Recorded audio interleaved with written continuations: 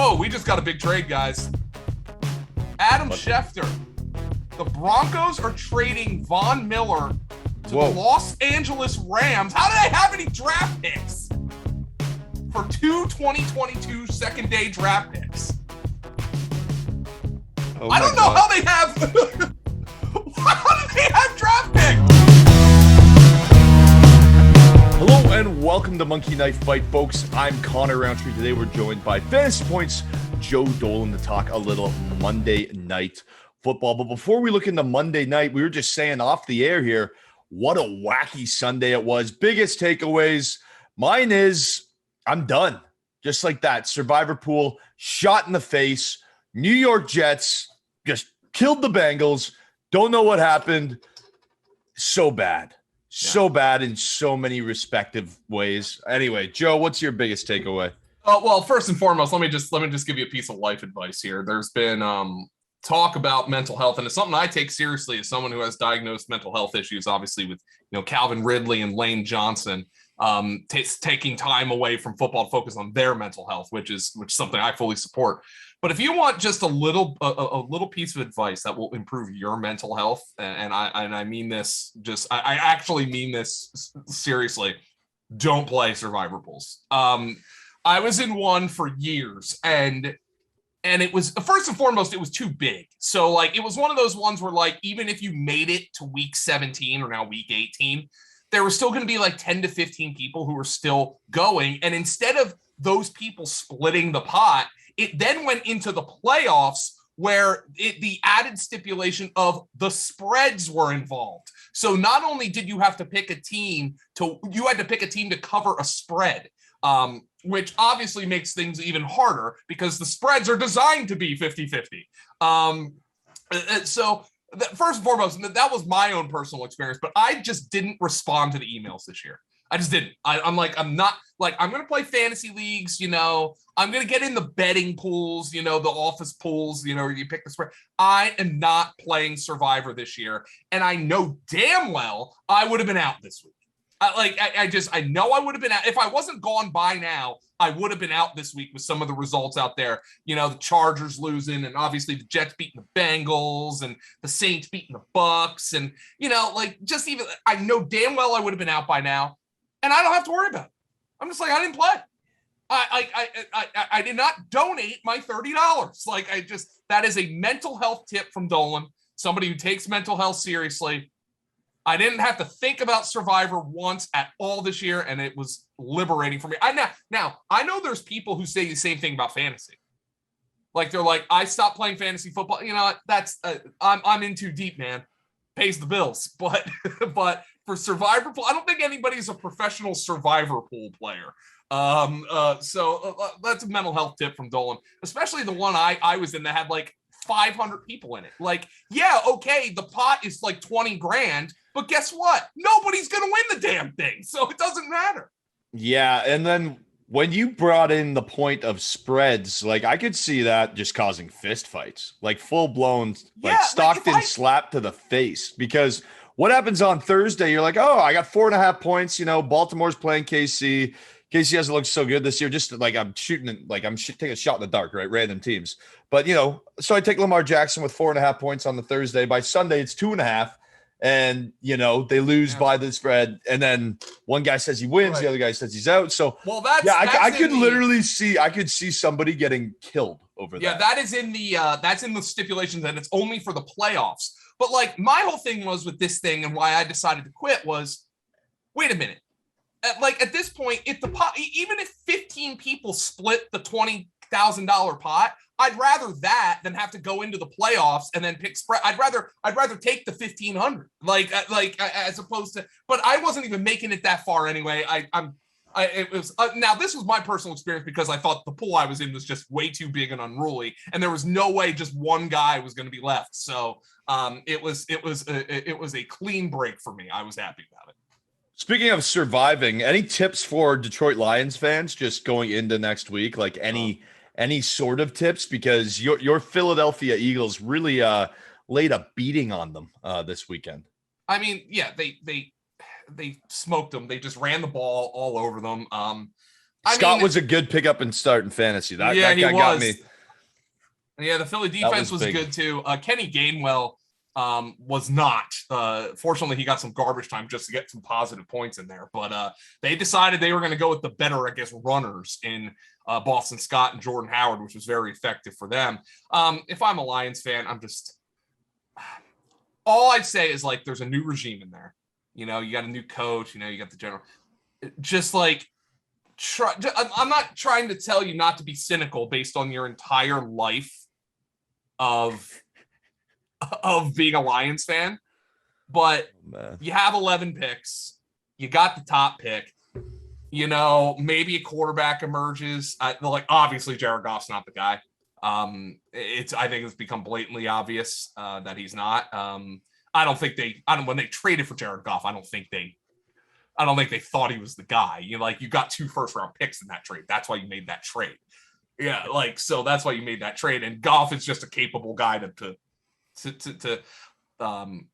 carry it over. And also, to be fair to Goff, and look, he's not very good, all right? But to be fair to him, look at the receivers he's throwing to. Khalif Raymond and Amon-Ra St. Brown and Trinity Benson. And his 2 best receivers are a tight end and a running back. So, an offense isn't going to be great when that's the instance. But you're probably going to have the top pick in the draft. Unfortunately, it's a draft where there's no clear-cut quarterback here at the top of the draft. But just say the 11 draft picks is a nice consolation. You got 11 draft picks, and maybe they'll sell some players here at the deadline before tomorrow.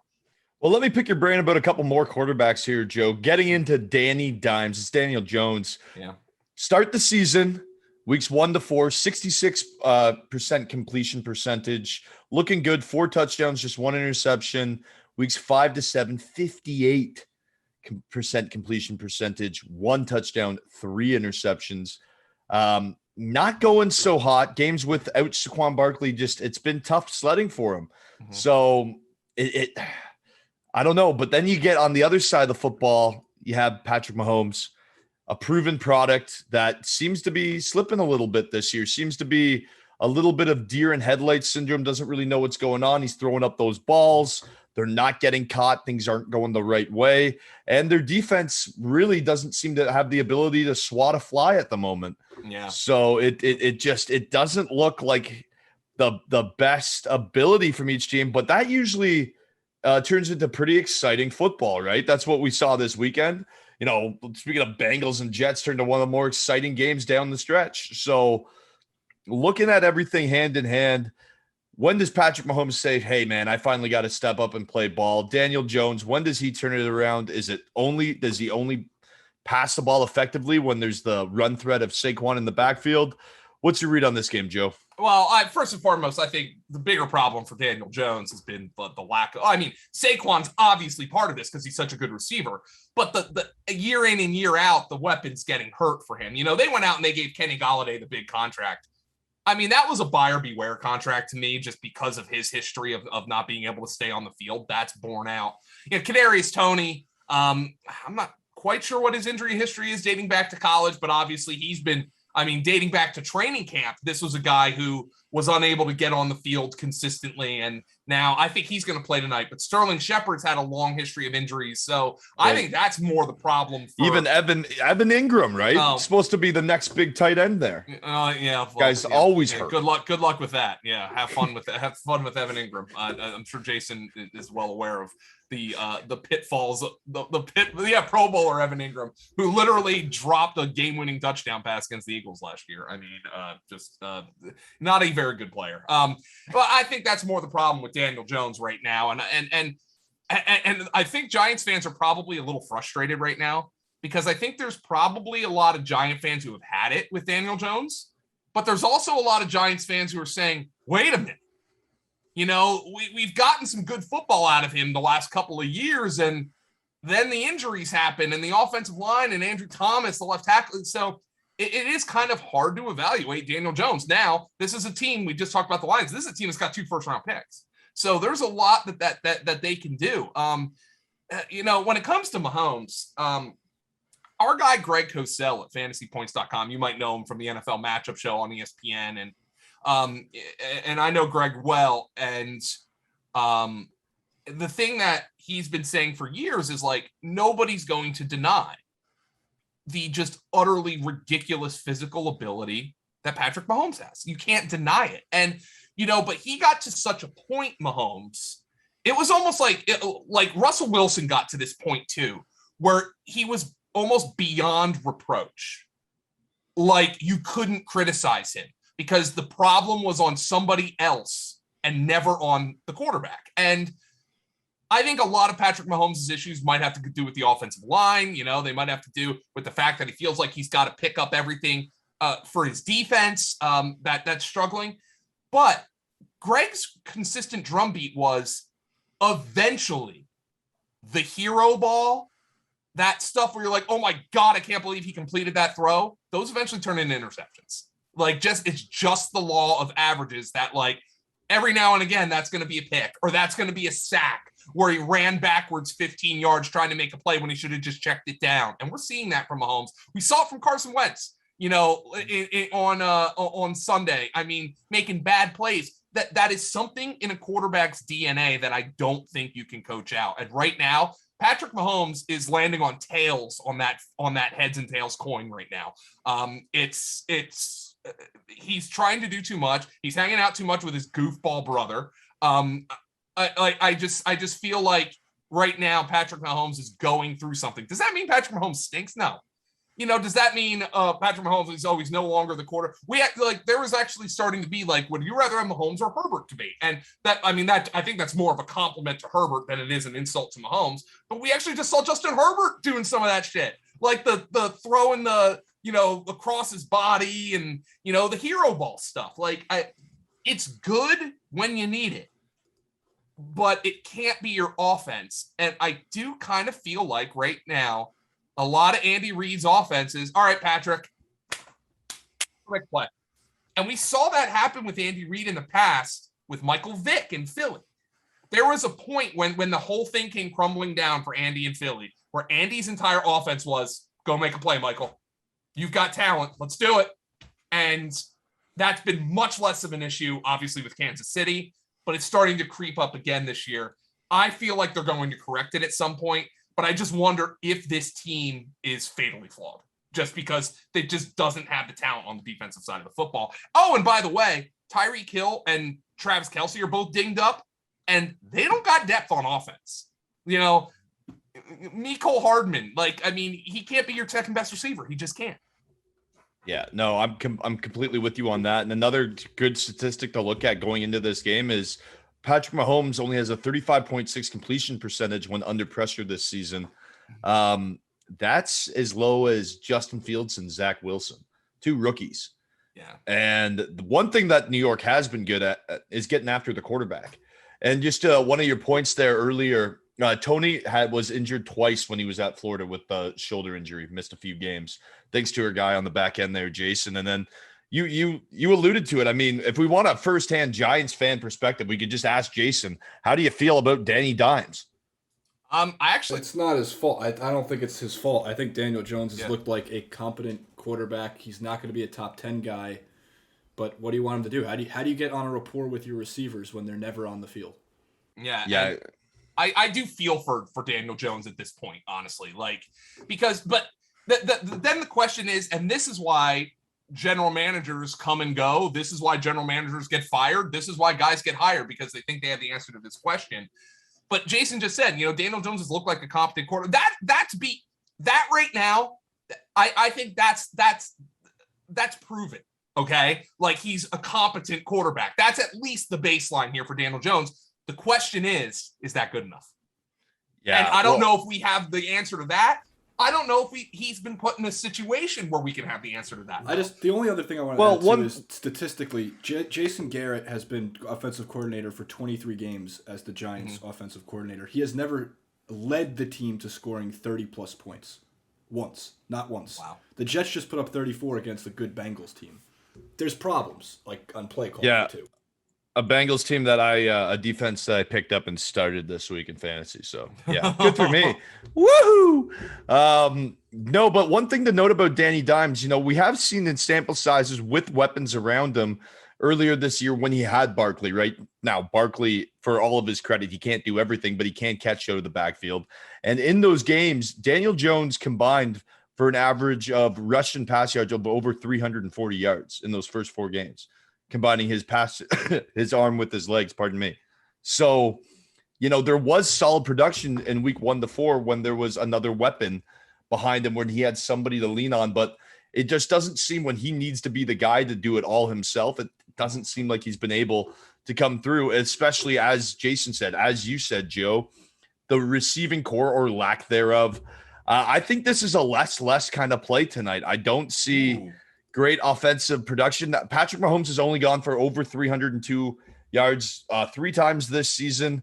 As I said earlier, he's not throwing the ball well against the blitz. You said it. He's eventually the law of averages comes into factor here. And if he's going to keep throwing the ball up against a team that's going to be in his face quite a bit, I think it could lead to some problems and some turnovers yet again for Patrick Mahomes. Now, I think the Chiefs get it done. They're at home.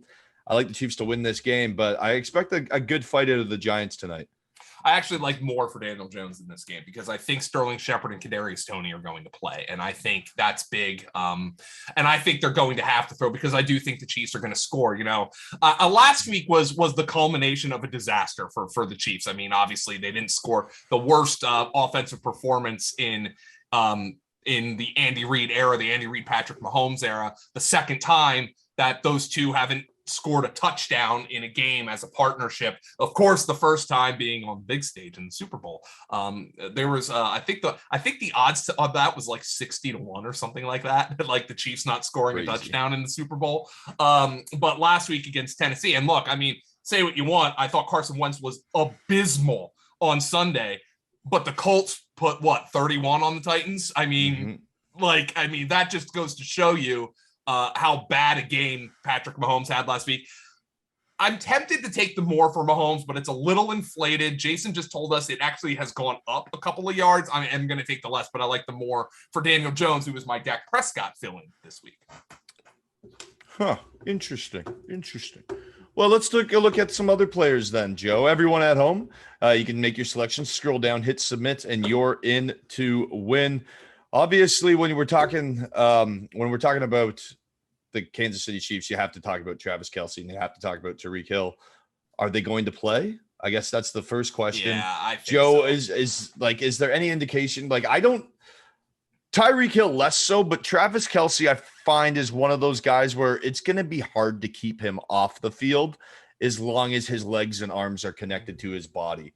I know he's missed a few games, but that guy is an emotional, he's a bit of a wrecking ball in there. And I think if he's active in a game where Patrick Mahomes is going to need him and find some balance, I think over 7 receptions is completely doable. So I like the more on that.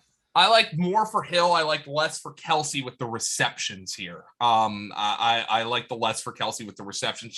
That's just a gut feeling for me. I think Hill, the corners for the Giants have actually been they've been playing better recently, but there was a lot of fans, Jason probably included, who thought that position was a strength of theirs coming into the season with Adoree Jackson and James Bradbury. I don't think those guys have lived up to their salaries this year. Darrell Williams, the rushing yards. You know what? I feel like Andy Reid is notoriously stubborn. Okay, this is a guy who's obviously going to the Hall of Fame. But for 15 years in Philadelphia, he was answering the question, why didn't you run the ball more?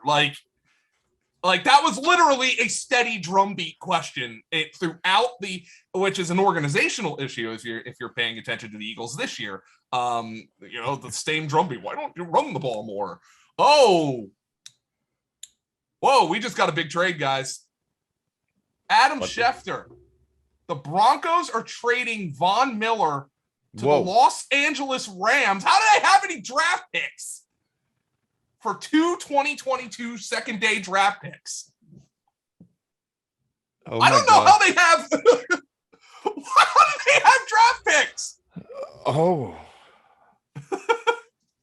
Okay, so you have Donald, a reinvigorated Leonard Floyd, who's playing like a first-round pick now that he's left Chicago, and Von Miller.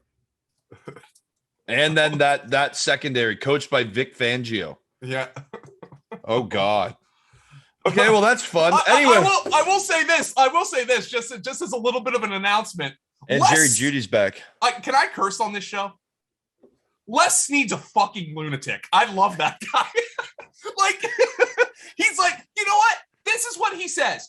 This is a flags fly forever trade. The Rams. I mean, they are just all in, man. Like they are. We are winning the Super Bowl this year. That is what they are doing. This is unbelievable. Anyway, that's nothing to do with Mikey Knife Fight, but holy shit, what a deal. Oh man. Oh yeah, it's the Rams. Right. From the Broncos. Holy moly. Oh, my head was spinning there for a minute. Oh. Anybody who grabbed the Rams to win the NFC and Super Bowl are probably. I mean, this is literally like I'm all in, baby. Like this is. Yeah. I've got Kings. I've got Pocket Kings. This is my time to make a push. Obviously, Pocket Kings doesn't guarantee you take down the pot, but you've got a good shot. Yeah, I mean, I can't wait for when is that game? Cardinals versus Rams for that second game between those two teams, because that's just the first one obviously was impressive for the Cardinals, but that's going to be a fun game. That's just going to be a game. Good luck moving. Like Kyler Murray can extend plays, but when you've got 3 Pro Bowl caliber pass rushers coming at you. Yeah. That is a massive trade. Wow. Anyway, wait. So speaking of just the Travis Kelce thing, back to the point of Patrick Mahomes trying to get back on track. Look, Kelce's got double-digit targets for 3 consecutive weeks. I have to take the more on Travis Kelce, just as a guy that the screen passes that Andy Reid likes to do over the middle, 10 targets, 11 targets, 12 targets. I think that he just has to turn that in to 7 receptions. Otherwise, Kansas City really is. At that point, if Travis Kelce on 12 receptions doesn't get, or 12 targets doesn't get 7 receptions, at that point, I'm worried. Yeah. Darrell Williams, by the way, I'm going to combine this with my thought on Patrick Mahomes going less. I'm going to go with more. I just feel like maybe after last week, Andy Reid's like, let's get out there. Instead of these dumbass RPOs, let's do an R. Like let's R. Let's just run. I think I'm going to go not a whole lot more, but I think this number's low enough for Darrell Williams that I'm going to go more on the 58.5. Yeah. I'm going to, for the sake of argument, I'll go with the less. I don't know. I feel like if they're going to get something going, they have to tell Patrick Mahomes to just get back there, do your thing, get comfortable again. But if that first read is open, take it. Yeah. Just please, for the love of God, take it. And I think that's going to be a key to success. But with the way I see the Giants closing into the backfield, I don't think those run lanes are going to be open long. Is Darrell Williams the guy that can exploit them? Yeah, he is, but he's not the cream of the crop from NFL running backs. And I don't know. This Giants defense has looked okay. They've looked all right. As for Sterling Shepard, if he plays, I think he has to take the more. Like, who else is Daniel Jones going to throw the ball to? Yeah, I'm with you here on the more. So I'm with Sterling Shepard. How do you see the game playing out in general? What's your projected game script? Because we've been tossing back and forth, and it doesn't seem like we have too much based on what we projected. We're both going less on Mahomes. More on Danny Dimes for you, more on Hill. So obviously some explosive plays from the Chiefs, but overall consistency, I'd say not there. Would that be fair? Yeah, I think it's going to be one of those games that ends up like 27-24 or like 27-20, something like that. Mm-hmm. And you're like, oh, there was more points scored than I thought when I was watching the game. Like, just kind of, it's not like a back and forth prize fight like that game. The famous Chiefs-Rams game from a couple of years ago. Nothing like that. I don't think these teams are anywhere near that level. But I do think it's one that you're going to look at the box score at the end of the game and be like, oh, that was better for fantasy than I thought. Oh, interesting. Just kind of give it one of those old British ponderings with the long, the Scotch and the long Monopoly guy mustache. Yeah, for sure. Like, did better than expected. Well, let's just take a dive into it. We'll take a projection. I'm going to go KC at home, low scoring game. convert on a few big plays. 24-17 Kansas City. That's what I'm feeling. I'm going to go 27-20 Kansas City. They don't cover. They are 4-14 in their last 18 against the spread, and I'm going to predict they don't cover the 9.5 in this one. Well, here's a fun stat. This is before the Mahomes era. Their last matchup was actually a 12-9 win for the Giants.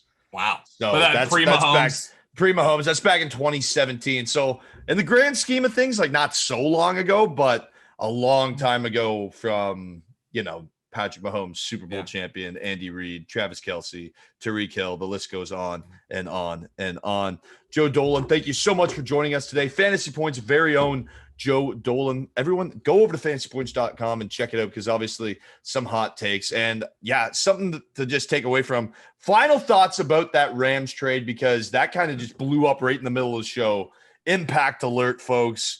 Rams, the NFC West is just not to be effed with at this point. Just, I do know that the Rams scouts, they might as well just open a bar in there, just be like, hell yeah, man, we ain't got to do shit. How many draft picks do they have left? If they they traded their 2022 second and third to the Broncos for Von Miller. So they're down a first, second, and third. They're down their first, second, third, and fourth. Who was the fourth to? Because the first was the quarterback deal. The fourth rounder was traded. The Los Angeles Rams traded a fourth round selection and wide receiver Brandon Cooks to Houston in exchange for a 2020 second round selection. So that was 2 years ago. The Rams do not have a pick in the first 4 rounds of the NFL draft. I don't know what comp formula is going to come in. Okay, they don't have a 6th either. They traded their 2022 6th and a 2023 4th for Sony Michel. This is like they have an extra 7th. What I'm not gonna lie. War room for their draft. No, you know what this literally is? This is like my Madden or like everybody's Madden draft. When you like take over your favorite franchise, it's like, see if my team could win a Super Bowl this year. Go and trade for everybody. Draft comes around and you have 1 or 2 second round or 7th round draft picks. It's like, well, that was fun. What next? What a wild trade. Like that, they gotta be boom or bust. Like it's just, oh man. Yeah. Well, that was fun. Let's do that again, Joe. What do you say? You want to come back sometime? Yeah, I'll do that. Well, maybe we'll get a little bit of another trade. Here you go. Here's part of the reason the Broncos are paying almost all of Von Miller's remaining salary. Okay, but there's still no future. Yeah. Hey, let's go for it.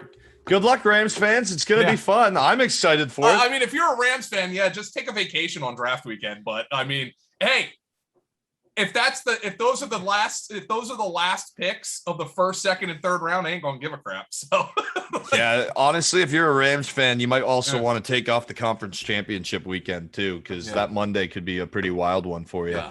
Folks, I'm Connor Rowntree. That's Fantasy Point's very own Joe Dolan. Remember to hit it hard, and thanks for joining us.